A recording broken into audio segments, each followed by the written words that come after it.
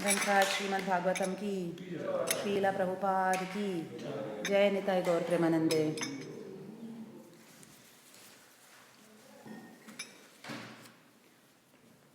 ओम नमो भगवते वासुदेवाय।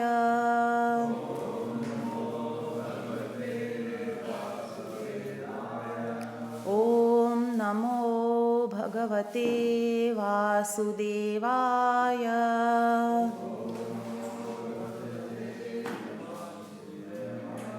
ओम नमो भगवते वासुदेवाय।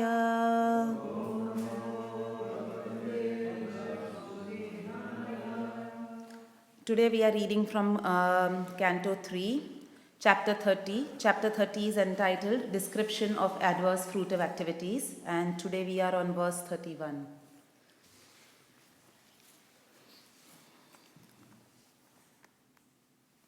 Eka prapadyante dvantam.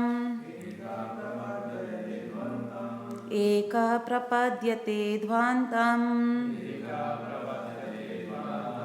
Hitvedam svakalevaram. Hitvedam svakalevaram. Kushaletara patheyo. Kushaletara patheyo. Bhutadrohena yadbhritam. Bhutadrohena yadbhritam. Eka prapadyate dvantam. Hitvedam svakalevaram. Kushaletara patheyo. Bhutadrohena yadbhritam. Eka prapadyate dvantam. Hitvedam svakalevaram. Kushaletara patheyo. Bhutadrohena yadbhritam. Ekaha prapadyate dvantam. Hitvedam svakalevaram. Kushaletara patheyo. Bhutadrohena yadbhritam.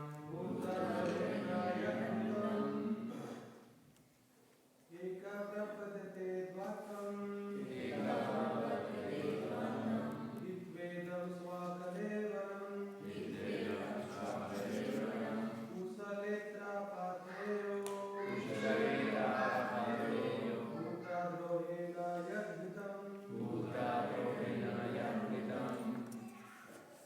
Eka prapadyate dvantam. Hitvedam svakalevaram. Kushaletara patheyo. Bhutadrohena yadbhritam. Mataji's. Eka prapadyate dvantam.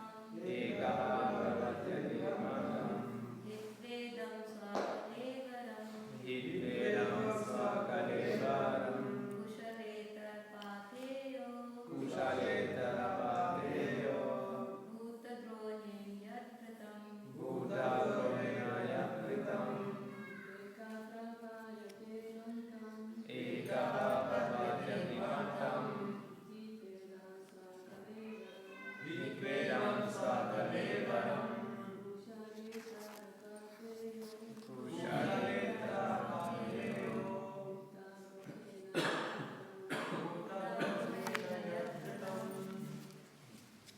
Ekaha, alone. Prapadyate, he enters. Dvantam, darkness. Hitva, after quitting. Idam, this. Sva, his. Kalevaram, body. Kushala itara, sin, patheyaha, his passage money, bhuta, to other living entities, drohena, by injury, yat, which body, vritam, was maintained. Translation and purport by Srila Prabhupada. Translation: he alone goes to the darkest region of hell after quitting the present body, and the money he acquired by envying other living entities is the passage money with which he leaves this world. Purport: when a man earns money by unfair means and maintains his family and himself with that money, the money is enjoyed by many members of the family, but he alone goes to hell. A person who enjoys life by earning money or by envying another's life and who enjoys with family and friends will have to enjoy alone the resultant sinful reactions accrued from such violent and illicit life. For example, if a man secures some money by killing someone and with that money maintains his family, those who enjoy the black money earned by him are also partially responsible and are also sent to hell. But he who is the leader is especially punished. The result of material enjoyment is that one takes with him the sinful reaction only and not the money. The money he earned is left in this world and he takes only the reaction. In this world also, if a person acquires some money by murdering someone, the family is not hanged, although its members are sinfully contaminated. But the man who commits the murder and maintains his family is himself hanged as a murderer. The direct offender is more responsible for sinful activities than the indirect enjoyer. The great learned scholar Chanakya Pandit says, therefore, that whatever one has in his possession had better be spent for the cause of Sat, or the Supreme Personality of Godhead, because one cannot take his possessions with him. They remain here and they will be lost. Either we leave the money or the money leaves us, but we will be separated.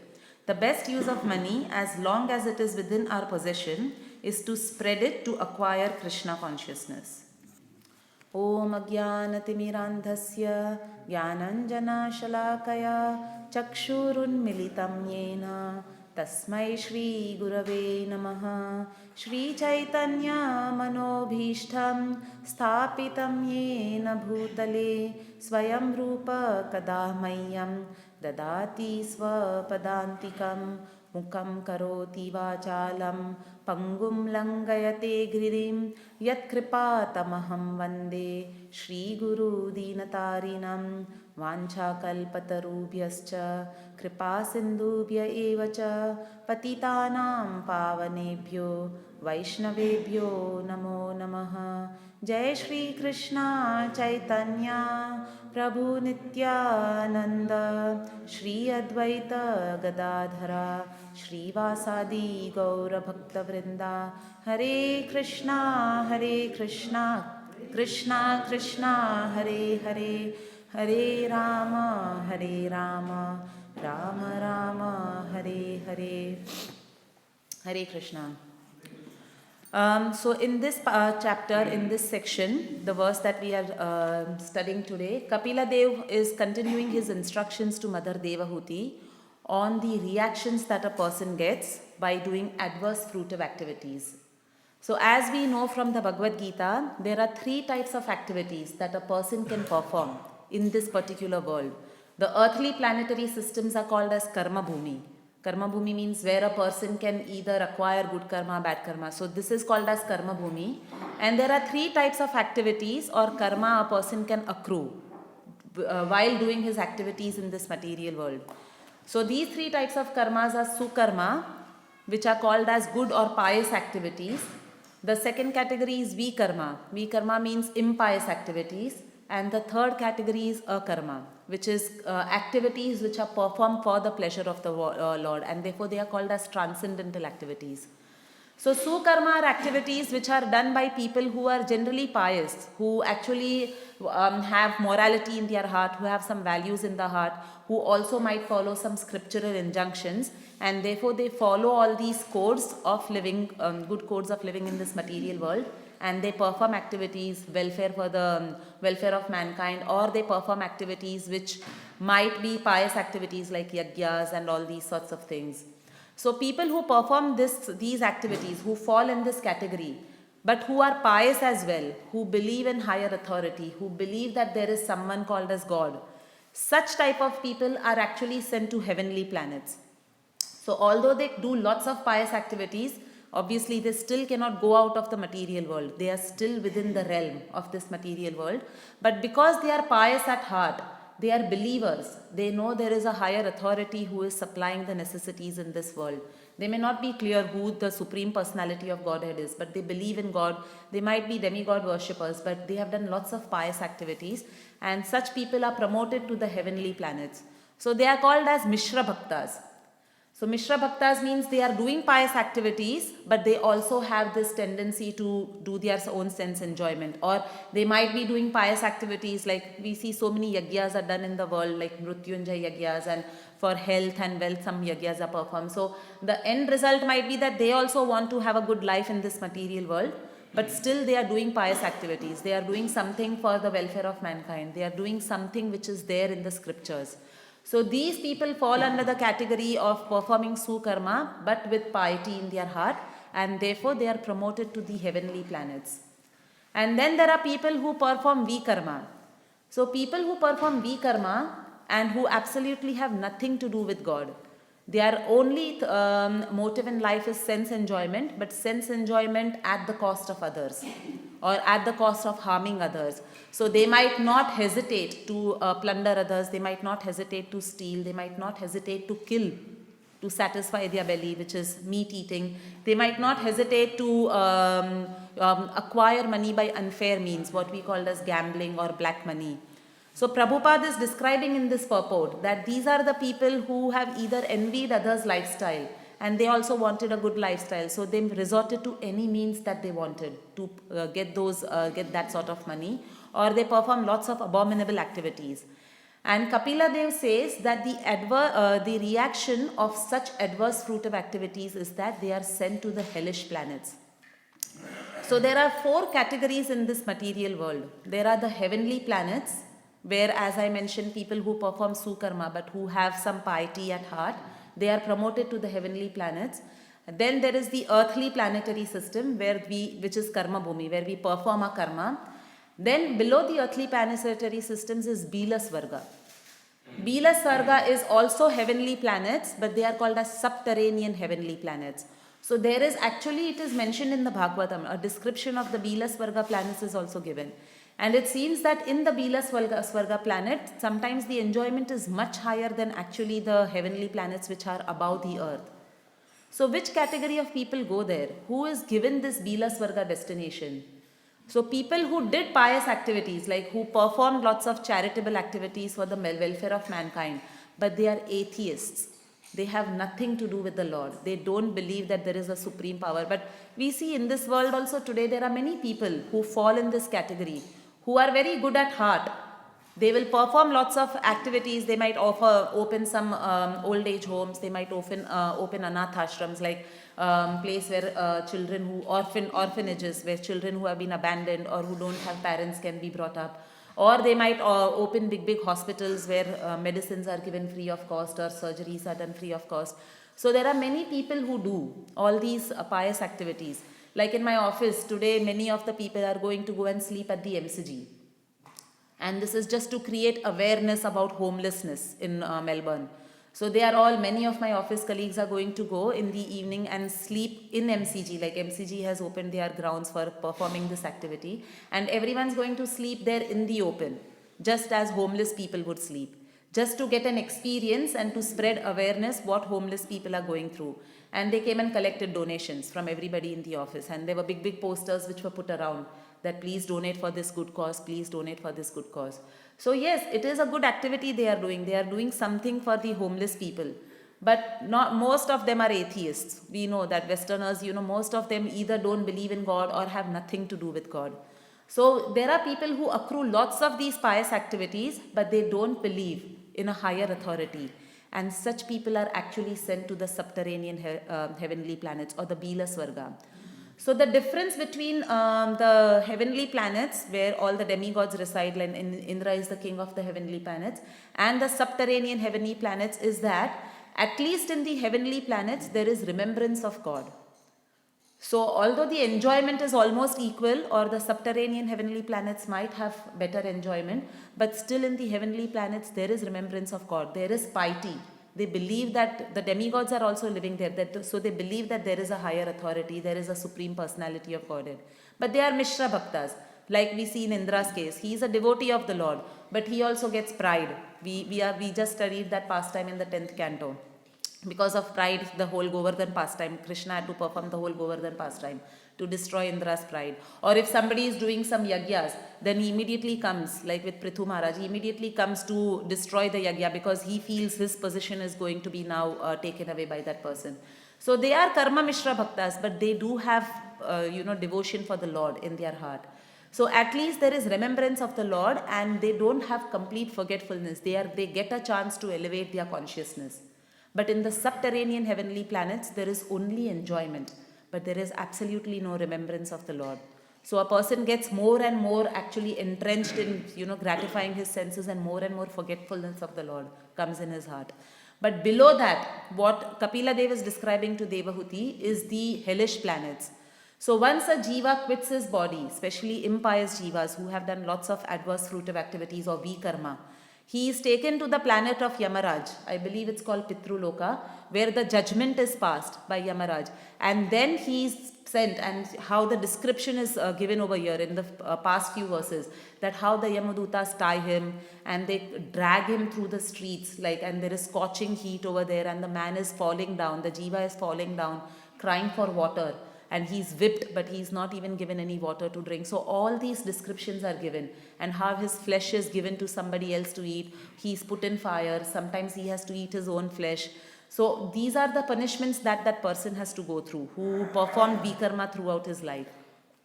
And the sad part is that after he undergoes all this punishment, like Prabhupada was mentioning in one of the earlier text purports, he then has to acquire the body. Prabhupada says he's just getting practice. Like it was said over there that he is also made to eat his own stool and urine and all.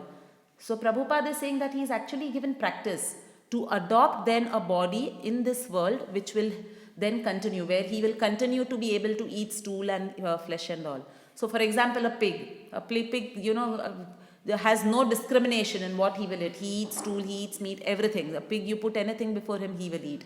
So this is the punishment the jiva goes through in the hellish planets. But again, he is not given a chance to reform. He is then put into a body, an animal's body, which is suitable then to continue that punishment.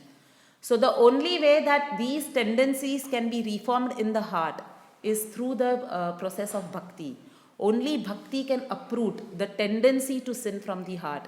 So punishment cannot uproot the tendency to sin from the heart. And we see that even in this world we see. Sometimes when rapists or murderers or thieves are put into jail, and they have to undergo a harsh punishment in the jail, sometimes they actually become rebellious. And when they come out, they perform the same activity again. And we see this especially in terms of rapists or people who have molested children. That tendency has not gone away from the heart just because they underwent punishment. So same as with the jiva. Even though he was put in the hellish planet, the tendency to sin has not gone away from the heart. And he then gets, sometimes he even gets the tendency to perform more sins. But the only thing which can uproot these tendencies from the heart is actually bhakti. And therefore the Lord, he gives instructions in the Bhagavad Gita. There are also lots of instructions we see in the Bhagavatam. So the Lord comes down as his book Bhagavata, and the Lord also comes down as person Bhagavata. He sends his representatives to give us the knowledge of how these tendency of sinning can be uprooted from the heart through the process of bhakti. He comes down himself to perform pastimes, to attract us back to him into the spiritual world, to make us aware that there is something called as akarma, which a person can perform, by which he can transcend this entire material world. He doesn't have to be in this merry-go-round, sometimes going up, sometimes going down, sometimes going up. He can transcend that and go out of this material world completely. So he sends his representatives, he comes himself, he sends his instructions through the books of Srila Prabhupada. We come to know of all these, the process that we can adopt to uproot the sinful tendencies from our heart. So today is the appearance day and disappearance day of three personalities whom the Lord sent not only to attract us back to him, but also to give us instructions on the process of devotional service and how we can come out of this cycle and how we can uproot the tendency of sinning from our heart. So it's the appearance day of Sita Mata, it is also the appearance day of Janva Mata, and it is the disappearance day of Madhu Pandit. So we will spend some time for the remainder of the class talking about these three personalities. It is said that the personalities are very merciful on their appearance days. They shower lots of blessings, and it is very purifying to hear glorification of these personalities on their appearance and disappearance days. So we will start with Sita Mata. It's her appearance day today, and Valmiki Muni, who has written the Ramayana, he actually says that Ramayana is not Ramayana. It is actually Sitayanam Charitam Mahat. So he says that Ramayana is actually a book which glorifies or which tells us about the greatness of Sita Mata. Because Ramayana is so much about Sita Mata's sacrifice, about her qualities, about the mood that she adopted to serve her husband. So Valmiki Muni calls Ramayana Sitayanam Charitam Mahat. It gives the glories of the life of Sita Devi. So Sita Devi was actually Vedavati in her previous life. And she was performing intense tapasya in the forest because her sole aim was to get the Supreme Personality of Godhead, Vishnu, as her husband.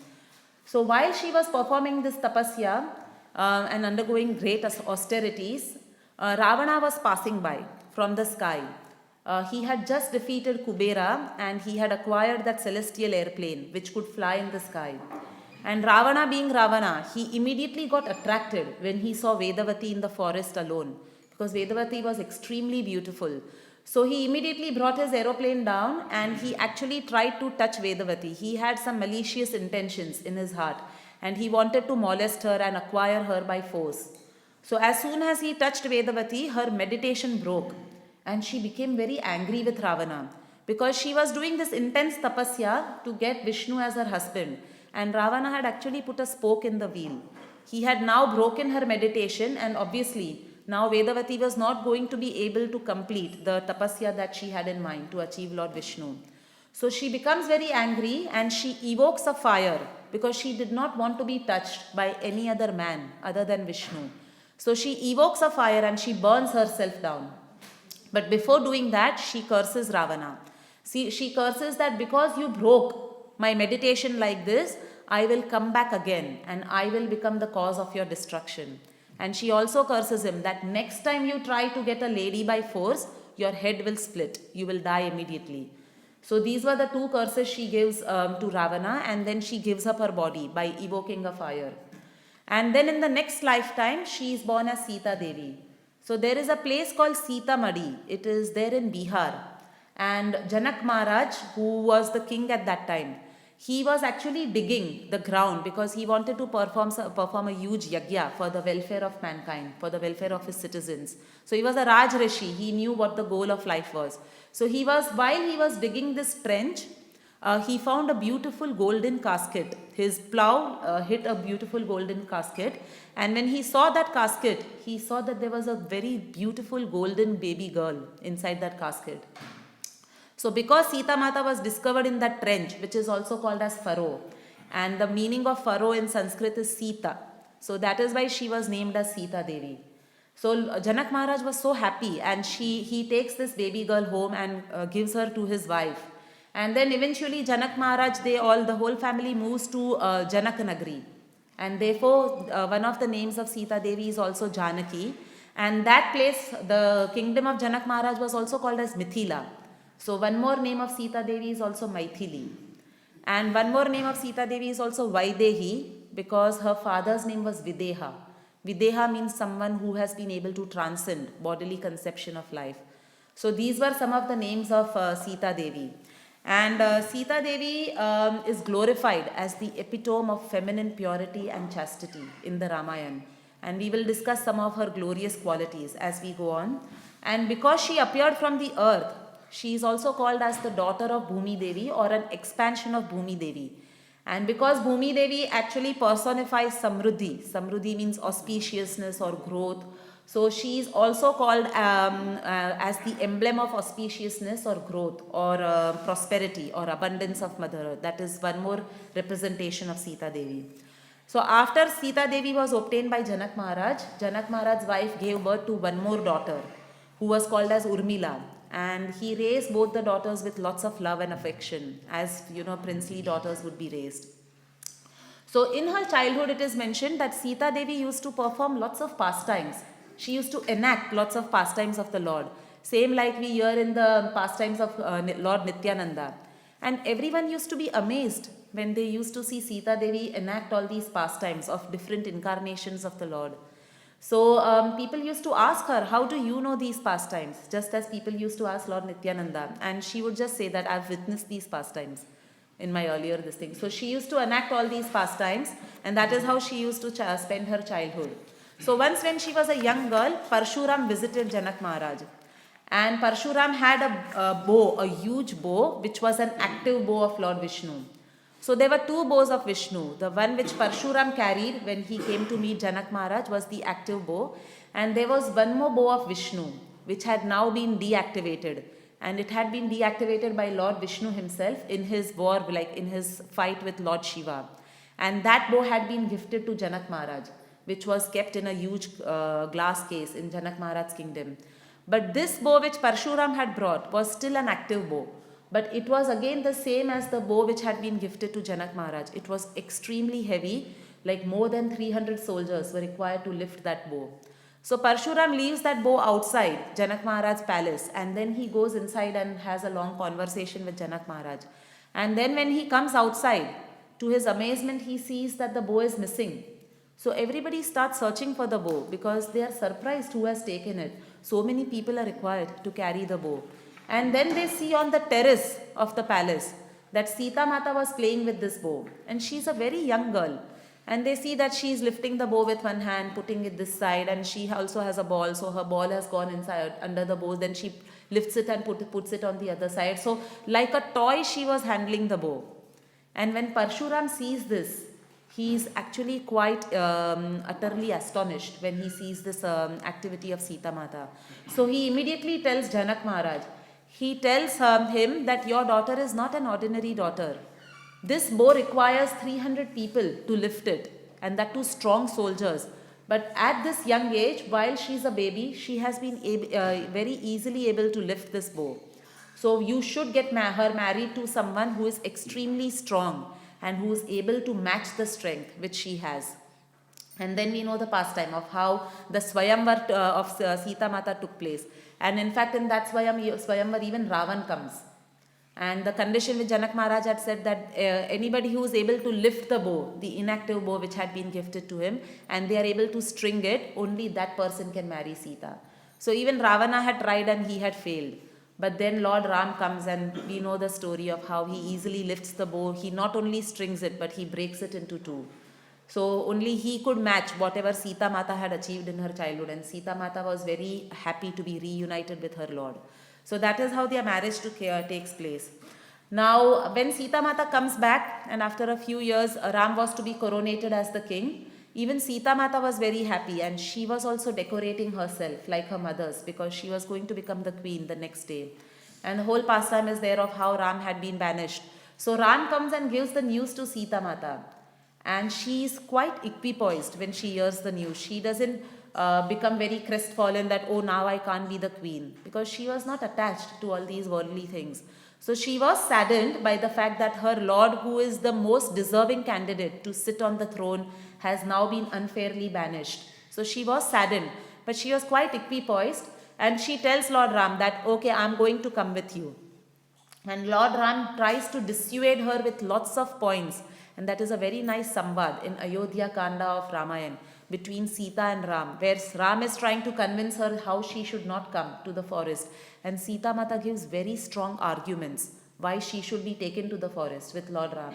So she says that when I married you, and you know, in Hindu culture or in Vedic culture, we see that when marriages take place, so Agni is the witness to the marriage, and there are some vows which a husband and wife take.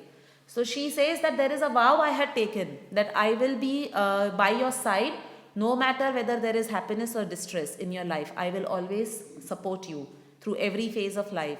So how can I now abandon you when you have to go to the forest, and how can I stay alone here in this palace enjoying myself? And then she says a second point. She says that, and anyway, even if I live over here, for me, wherever you are, my Lord, that is actually Ayodhya. That is a place of opulence. So if I come to the forest with you, because Ram actually tells Sita Mata that the forest is full of dangerous animals, plus you will have to, there might be so many thorns. And you being a princess, like in those days, princesses were brought up very opulently. They would never have to walk on the ground. So they would have never put their feet on the ground for walking. They would always be carried in a palanquin. So with so much opulence they are brought up. And Ram tells Sita that you might have to walk on thorns. There might be pebbles. There might be so many things which might hurt your feet. And also there might be roots and berries that you might have to just survive on. There might not even be proper food in the forest.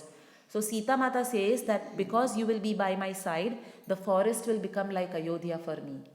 Because you are there, it will become a place of opulence. But if I stay back in Ayodhya, even though all these opulences will be there, I will be suffering in separation from you, and it will become like a forest for me. So in the same way, even Lakshman gives all these arguments, and Ram had to ultimately take Sita and Lakshman with him to the forest. So this shows that how Sita had this power of chastity and purity. How she was attached to her husband, and she kept her husband's goals in mind, and she always supported her husband through thick and thin.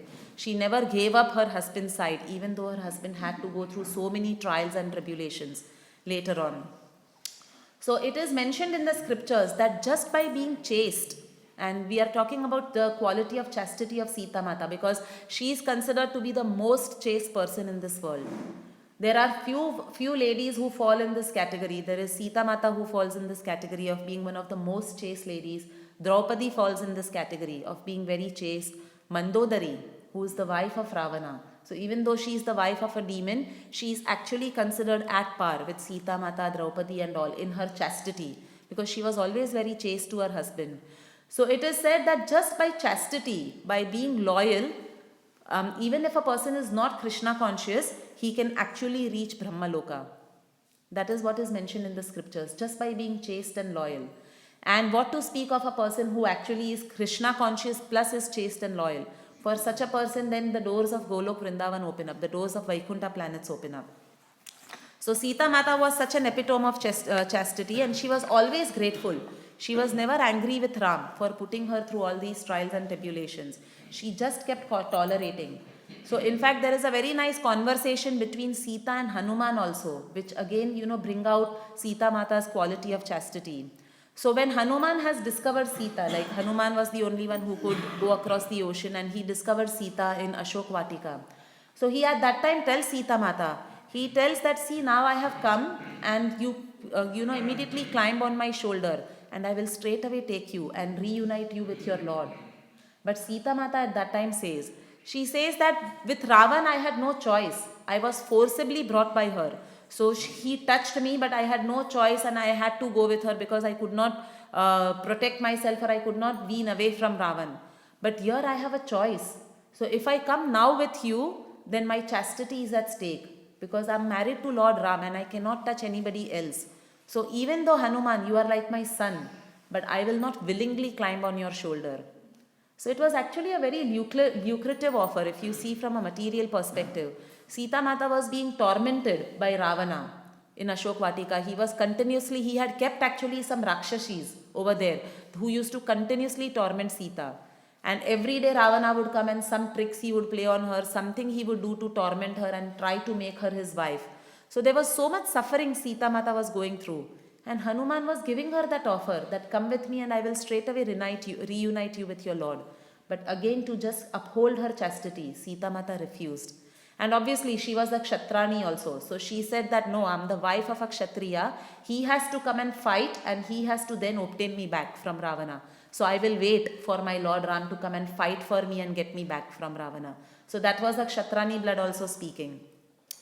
So one more epitome of chastity which is talked about in Ramayana is also known as Anasuya.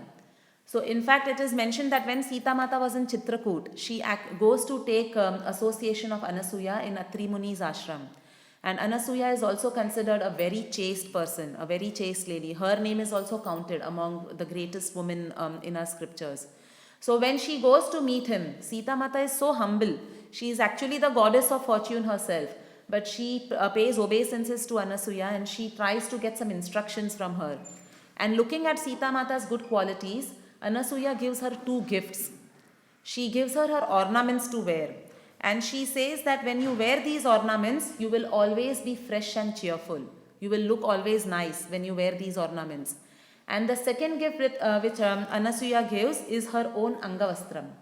So she says that keep this Angavastram on you always, because you are living in the forest now. Sometimes there might not be food to eat. For days you might have to go without food if you are passing through a section of forest where there are not even fruits or roots or berries to eat. But this Angavastram will actually protect you from the pangs of hunger. It will protect you from the pain and suffering a person has to go through if that person is very hungry.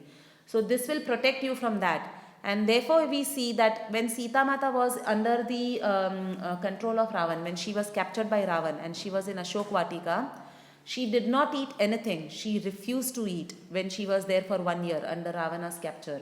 And still she did not dwindle or she did not become emaciated just because the Angavastram was of Anasuya Mata was there on her shoulders. So that protected her from becoming emaciated or from dwindling because of hunger.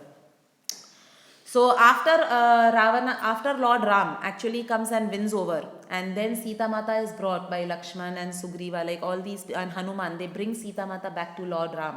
Lord Ram actually tells Sita Mata and he rejects her.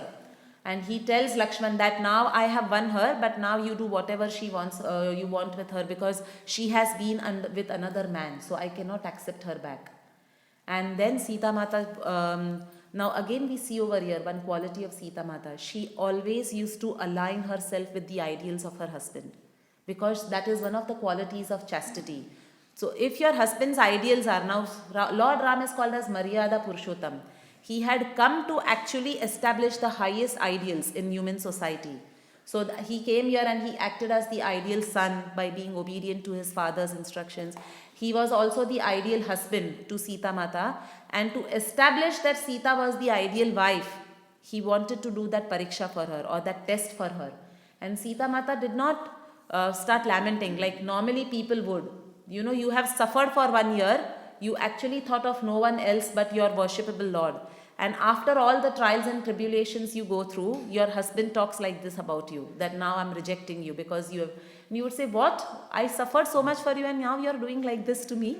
But no, Sita Mata did not do that.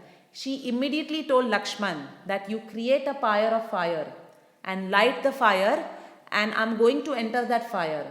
And if even for a moment in my heart there had been any thought of anybody else apart from Lord Ram, immediately the fire will consume me and I will die.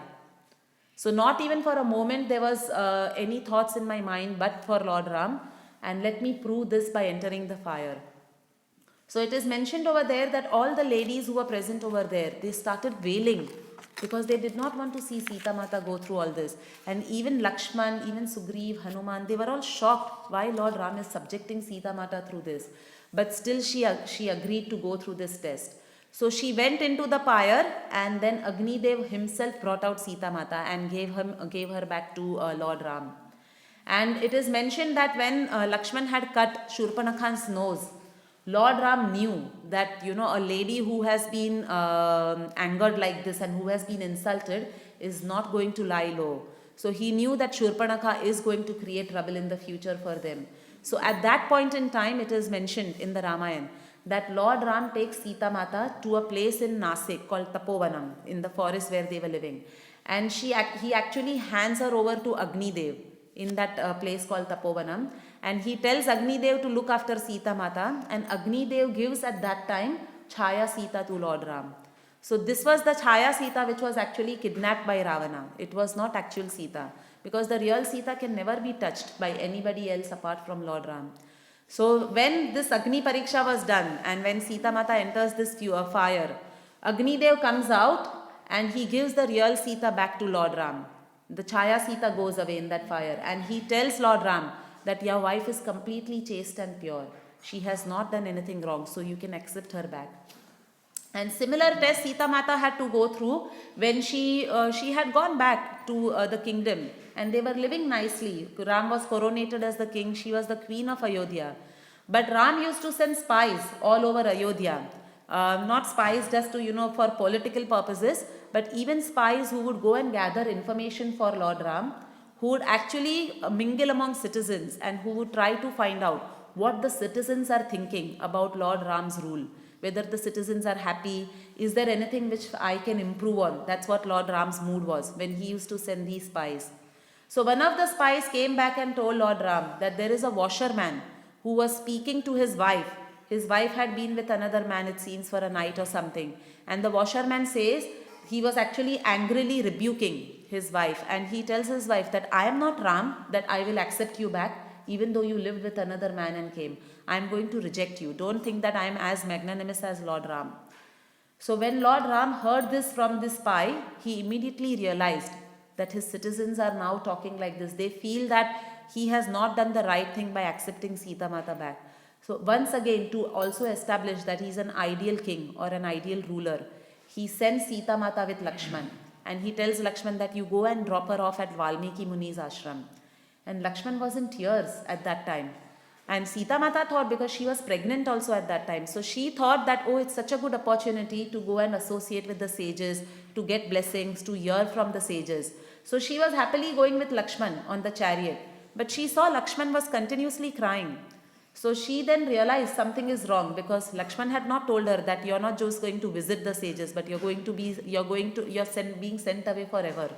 And then he reveals this to Sita when she asks why he was crying. But once again we see over here that Sita Mata was obviously in tears, because now she would be in separation of Lord Ram. But she again was telling Lakshman that it's okay, whatever my Lord desires, I'm happy to align myself with whatever he desires. So we see that Sita Mata, actually Prabhupada says that Sita Mata is non-different from Radharani. And we see that she's actually emblem of the last verse of Shikshashtakam. Aslishyava Padaratam, that verse where, that verse is actually spoken by Radharani, where it says that you can embrace me as you want, or you can make me broken-hearted by not being present before me. But you will be my worshipful Lord always. So that is what Sita Mata is actually showing us by her actions. So even though Lord Ram is breaking her heart by doubting her chastity and purity and by sending her away, but still Sita Mata is saying that it's okay. If this is what my Lord desires, I will align myself. I will actually follow the instructions of my Lord. So Lakshman, you please drop me over at Valmiki Muni's ashram.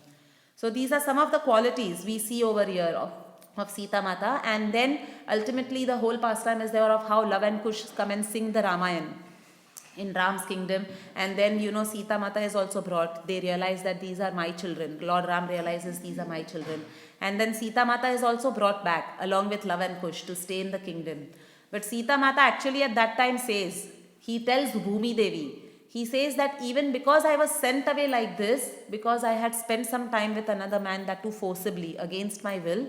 So hey Bhumi Devi, if you feel that I am still pure and chaste, please accept me in your shelter. And in front of everyone, because she had appeared from earth, she was the daughter of Bhumi Devi. In front of everyone there was a huge crack, like an earthquake that happened, and the entire earth split. And through that crack, Bhumi Devi appeared, sitting on a beautiful celestial throne, which was made of celestial snakes. And then she invites Sita Mata to sit next to her, and then the entire throne descends back into the earth and the crack closes. So that is how Sita Mata's leaving, she winds up her pastimes and she goes. But while she was away, when she was in Valmiki Muni's ashram, because Lord Ram was an Ekapati Pativrata, he also was very chaste. So he always used to make a golden murti of Sita whenever he had to perform any sacrifices. And even after Sita Mata went away in the earth, Lord Ram continued to rule the kingdom for 13,000 years. So every year when he used to perform a sacrifice, he would make a murti of Sita, because he never married again, but there has to be a wife when your Kshatriya Grahastha performs a sacrifice. So he used to make this golden statue of Sita Mata, and he used to keep that statue next to him when he used to perform these yagyas. So when Sita Mata ultimately meets him in the spiritual world, she tells him, she says that all these Chaya Sitas that you created, to perform the pastimes, they are also actually all persons, because obviously Pran Pratishtha was done, life was infused in these Chaya Sitas. So Sita Mata says that show your mercy to all these Chaya Sitas as well. And then Lord Ram shows his mercy, and all these Chayasitas, which were accumulated over 13,000 years, he gives them an opportunity to become gopis. And these gopis take part in Krishna's Ras Lila in their next lifetime. So it is said that there are many types of gopis. When Lord Ram was traveling through Dandakaranya forest, there were lots of rishis who get attracted to Lord Ram. But Lord Ram says that in this lifetime I'm only Eka Patni Vrata, but in my next lifetime you all can come and enjoy with me in my next incarnation. So there are some gopis which are called as Rishi gopis, which were these sages of Dandakaranya. Then the Vedas also, personified Vedas also wanted to enjoy with Krishna. So they actually come as Shruti gopis. So like that there are different types of gopis, and one of the categories was these Chaya Sitas, who on the request of Sita Mata became gopis and they could enjoy with Krishna. So these were some of the qualities of Sita Mata, and we'll quickly spend 5 minutes on Madhu Pandit and Janva Mata. So it is the disappearance day of Madhu Pandit today. Madhu Pandit was a close associate of Lord Chaitanya. He was an intimate associate of Lord Chaitanya. And in the spiritual world, Madhu Pandit is called as Mandali Sakhi. His original constitutional position is Mandali Sakhi, and he's the servant or an intimate associate of Champakalata Sakhi. So all the Ashta Sakhis, the 8 main Sakhis of Radharani and Krishna, they have their own set of gopis and Sakhis and Manjaris who assist them in their pastimes. So Mandali Sakhi, like Madhu Pandit, who is Mandali Sakhi, is actually a servant of Champaklata Sakhi. And Champaklata Sakhi, it seems, is an expert cook. Amongst her many other good qualities, her main service is that she is an expert cook. So she cooks for Krishna. And Madhu Pandit, as Mandali Sakhi, usually associates and assists her in the cooking service for Lord Krishna and Radharani. So Madhu Pandit was a disciple of Gadadhar Pandit. And he had a god brother by the name of Paramananda Bhattacharya. And both of them were elevated Vaishnavas, and they were always crying in separation of Lord Gopinath.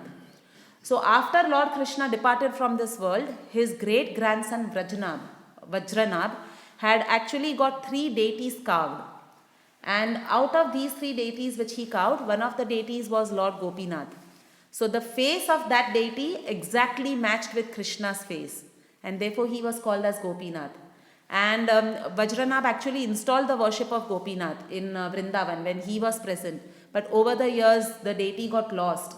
So Madhu Pandit and his god brother Paramananda Bhattacharya used to actually roam around in Vrindavan looking for the deity of Gopinath, and they used to always cry in separation of Gopinath. And then it is mentioned that once they were on the banks of, in Vamsivat, on the banks of Yamuna river, and over there Gopinath gave them darshan in his 3-fold bending form. And then actually he gave darshan to Paramananda Bhattacharya, and then Paramananda Bhattacharya gifted that deity to Madhu Pandit. So even in the song which we sing, it says that Madhu Pandit Pranadhanare, when we say Radha Gopinath like that. So then Madhu Pandit installs that deity in Vrindavan in Gopinath Bazaar. And if we see that temple in Gopinath Bazaar, Madhu Pandit Samadhi is still over there. But the deity was obviously transferred. During the Mughal rule in 1739, it is said that the deity was transferred to Jaipur. So Madhu Pandit worshipped the deity very nicely. He established very good standards of worship, and then when he gave up his body, his Samadhi was also made in that same temple. So Indradyumna Maharaj tells a very nice pastime, an intimate pastime which he had with Gopinath deity and with Madhu Pandit. So Indradyumna Maharaj had read that when in 1739 Gopinath was transferred actually to Jaipur, there was a life-size coat made of small intricate tulsi beads, and this coat was used by Madhu Pandit in his life. He used to wear that coat, which was entirely made of tulsi beads. So it was a beautifully cowed coat, and it seems this coat was also transferred to Jaipur along with the deity of Gopinath in 1739. Until 1902, the coat was always lying in a box. It was never taken out. But in 1902, the Goswamis who were worshipping Gopinath deity, they actually took the coat out and they put it in a glass cabinet. And now it was available for darshan and display for the devotees who would visit Gopinath temple in Jaipur. So Indradyumna Maharaj had heard about this and he had read about this. So he went to Jaipur with the hope of getting darshan of the coat, and he also wanted to get some maha. Indradyumna Maharaj was greedy for the maha of that coat. So when he goes there, he takes darshan of the coat, and it seems the cabinet had never been opened. But fortunately the key was there, which was there since 1902. that was, still opened the glass cabinet. So he opened the cabinet and he, took some tulsi beads which had fallen down. And then the Goswami was very impressed that someone has just come all the way to take darshan of this court. So the Goswami asks Indradyumna Maharaj, who are you?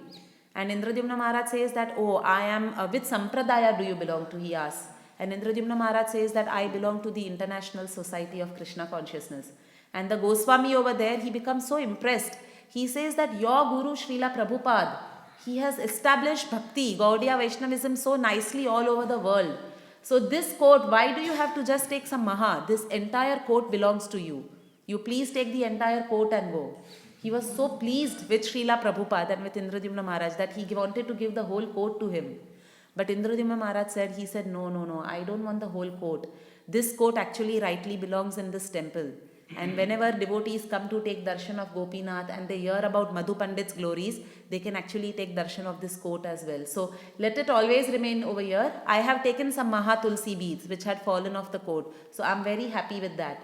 And then Indradyumna Maharaj offers that I will actually get a glass cabinet made which has temperature and humidity control. I will sponsor that so that the court can stay protected for thousands of years and devotees can keep taking darshan of the court.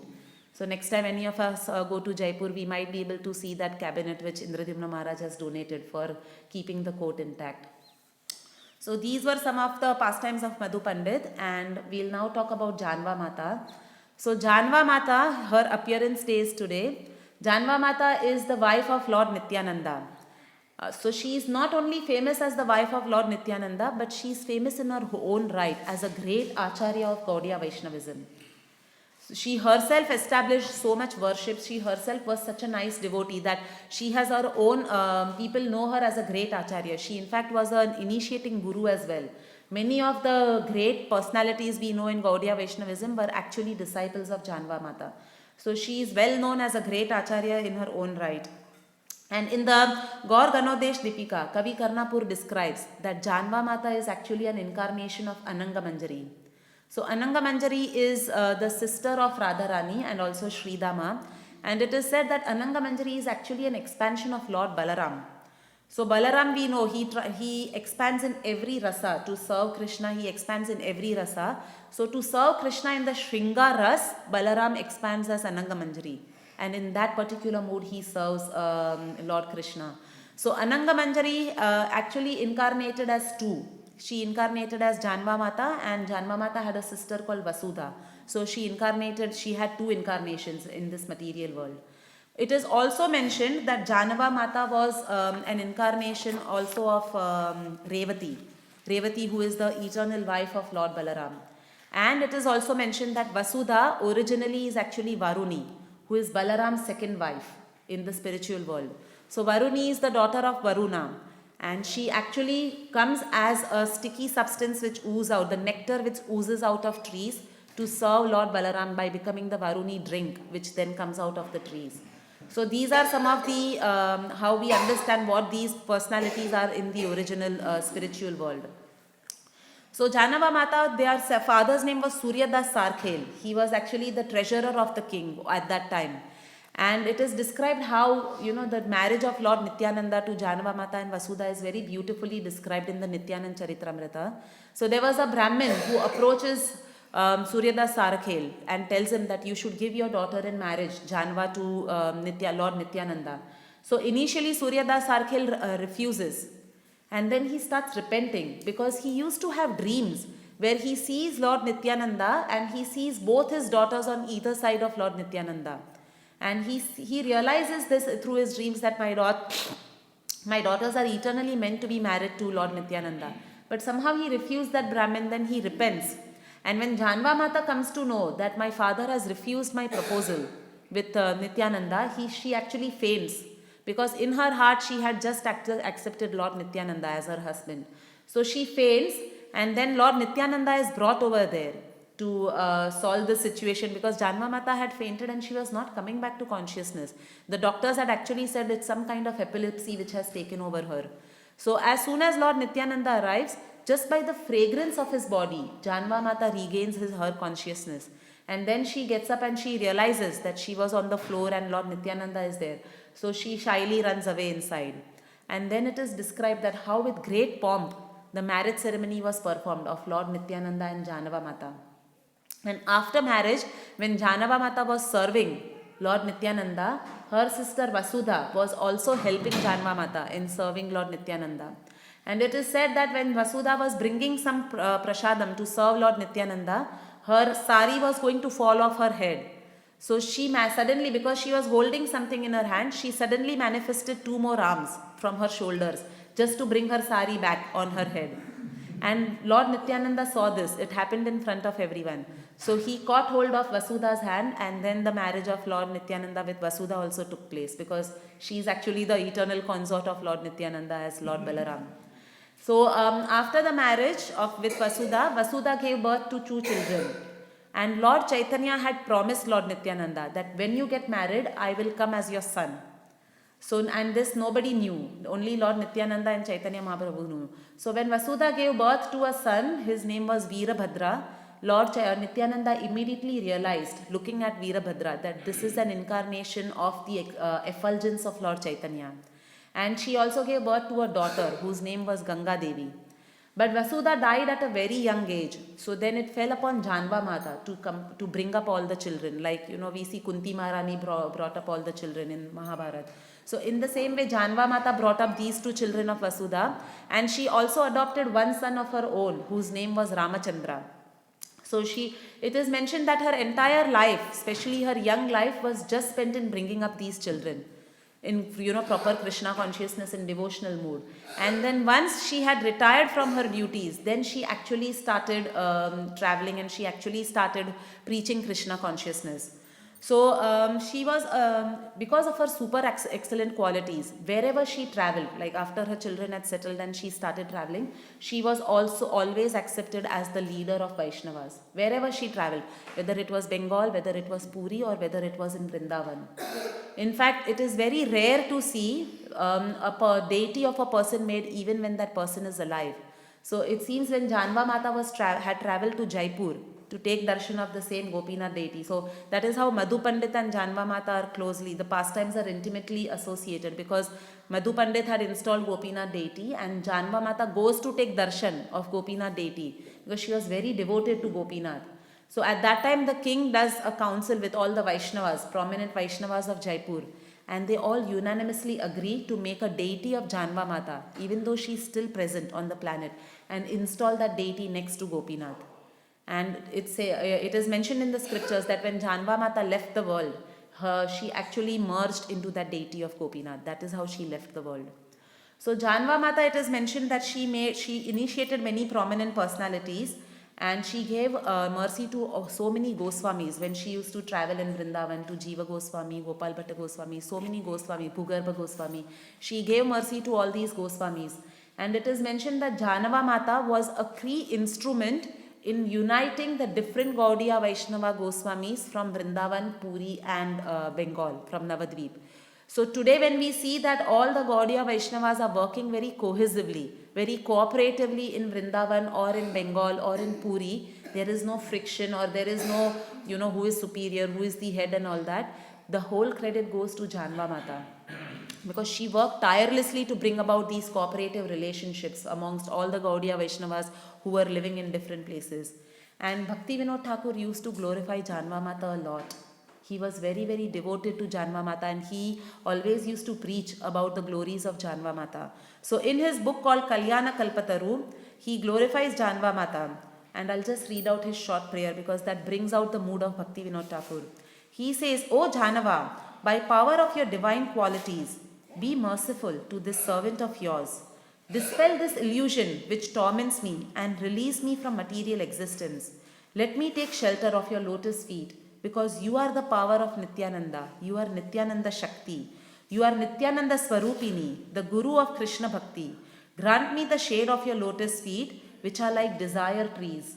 Deliver me like you have delivered countless sinners. Thus, this lowly servant of yours, Bhaktivedanta, falls at your lotus feet." So this is the prayer which Bhaktivedanta Thakur does, and we can meditate on this prayer of Janva Mata. So there are many, many pastimes of Janva Mata, but obviously there's shortage of time. So we'll just end the class with this meditation of Bhaktivedanta Thakur's prayer about Janva Mata. Hare Krishna. Shri Janva Mata ki, Sita Mata ki, Madhu Pandit Goswami ki.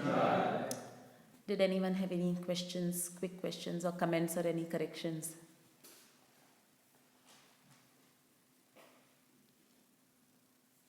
How did Vasudha Mata die? Do you know anything about? How did? Vasudha Mata, she left her body how? It's not mentioned, Prabhuji, so I'm not aware, sorry.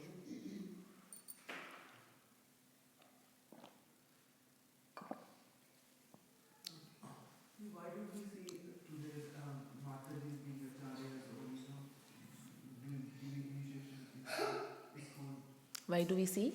Why don't we see Why don't we see? Mataji doing initiation or being gurus or Mataji? That's a very good question, Prabhuji. Even I had that question in mind. The question is, why don't we see today Matajis being initiating gurus in ISKCON? And this topic has been brought up many times, and I believe the GBC is working on this. Like there are some, there is a committee which is working on this. So it's beyond me to explain what are GBC's rules and ISKCON's rules. But I believe they are working on this, and they might be allowing Matajis to give initiations as well. Yes, Prabhuji. Why is it that Yamaraj gives the demoniac people so hard punishment that this punishment actually cannot remove the desires? Why is it like that? What is the question? Why does Yamaraj give punishment even when the desire for sinning doesn't go away? Then what is the use of all this punishment? So there are two aspects in punishment, Prabhuji, from what I understand of whatever Kapila Dev is talking to Devahuti. And we can try and understand this from everyday, day-to-day examples of our life. Now, for example, when a child does something wrong, so there are two things the mother does. First of all, the child has to be punished for what they have done wrong, so that they know that they have been punished for these activities, for whatever wrong activities they have done. So there is some smile punishment which the mother might give to the child. And after that, the mother might also sit and educate the child that now, you should not do like this because, and then the mother might maybe tell them some stories which might make the child value that, yes, I have to follow these values and I should not be doing these wrong things. Let's say the child stole something. So first of all, the punishment is given, because if the punishment is not given, then the impetus to keep doing that sin will, keep going on. So therefore, even if we see over here, like in the material world also, when people are punished and sent to jails, so the government knows that some of them might actually come back and they might be repeat offenders and all that. So first they are punished for the wrong activity they have done, because it also sets an example for others. Now when we are reading this in the scriptures, and when we try to even preach this, if somebody is talking about this, what is mentioned in the scriptures, that if you do this wrong activity, then this is the punishment that is awaiting you. So it is through the examples of others, at least, people will learn that I should not do these activities because this is the fate that awaits me. So that is one purpose why Yamaraj does that, because now it is mentioned in the scriptures and it is there for others to follow. That if I do this is the destination. If I do good karma, I get heavenly planets. But if I do bad karma, then these are the punishments that await me. So the purpose of scriptures and the purpose of these things being mentioned in scriptures, and why Yamaraj gives is to not only teach lesson to the sinner, but also to set an example for others to follow. But then at the same time, in fact, Yamaraj himself repents. During Ajamil's pastime, it is mentioned, like when Ajamil is taken away by the Vishnu Dutas and the Yamadutas come empty-handed to Yamaraj. So that time it is mentioned that Yamaraj actually repents for his position, that he has to always mete out these punishments. And he actually over there says that I yearn to listen to the glories of the Supreme Personality of Godhead. So Lord Krishna has twofold management system, so to call management system in this world. He has Yamaraj being appointed who will mete out this punishment, so that people who did the activity learn a lesson, plus others will not do that activity thinking, oh, I don't want this destination. But then he also, like we discussed, he sends his books, his representatives, he himself comes then to teach us the glories of bhakti and to uproot that sinning tendency. So the purpose is twofold. Yes. Okay, we'll end the class here. Grantraj Śrīmad Bhāgavatam ki, Srila Prabhupada ki.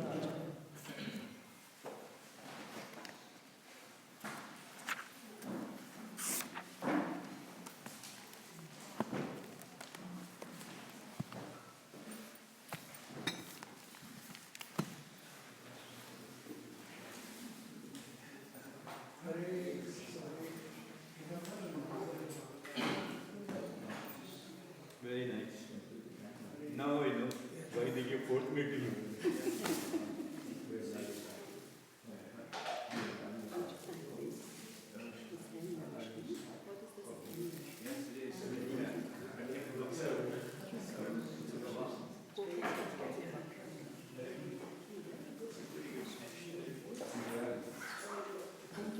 Kept me going to